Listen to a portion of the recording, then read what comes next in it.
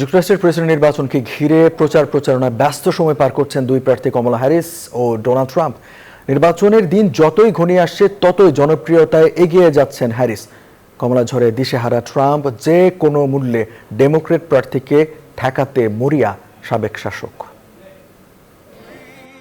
আগামী নভেম্বরের মার্কিন প্রেসিডেন্ট নির্বাচনকে সামনে রেখে অনেকটা অপ্রতিরোধ্য গতিতে এগিয়ে যেতে দেখা যায় ডোনাল্ড ট্রাম্পকে। প্রথম বিতর্কে বাইডেনকে ধরাশায়ী করায় ভূমিধস বিজয়ের কথাও বলেন কেউ কেউ।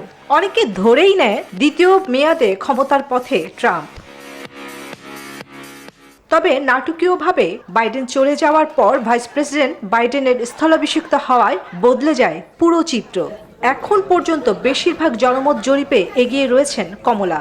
রয়টার্সের সর্বশেষ জাতীয় জনমত জরিপ অনুসারে সারা দেশে ট্রাম্পের চেয়ে কমলা হ্যারিস 4 পয়েন্টে এগিয়ে। শুধু তাই নয়, ফক্স নিউজের সর্বশেষ জরিপ 4টি অঙ্গরাজ্যে 3টিতেই এগিয়ে কমলা।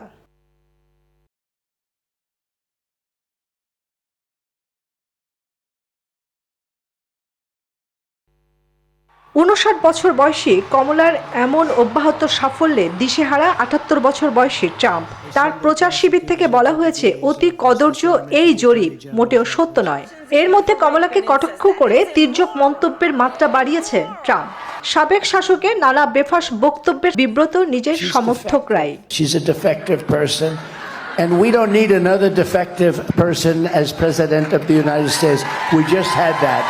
এর মধ্যে 30 আগস্ট ওয়াশিংটন ডিসিতে দাতব্য সংস্থার অনুষ্ঠানে অংশ নিয়েছিলেন ট্রাম্প। মঞ্চে বক্তব্য রাখার পাশাপাশি নাচ দেখিয়ে দর্শক মাতিয়েছেন প্রবীণ এ নেতা।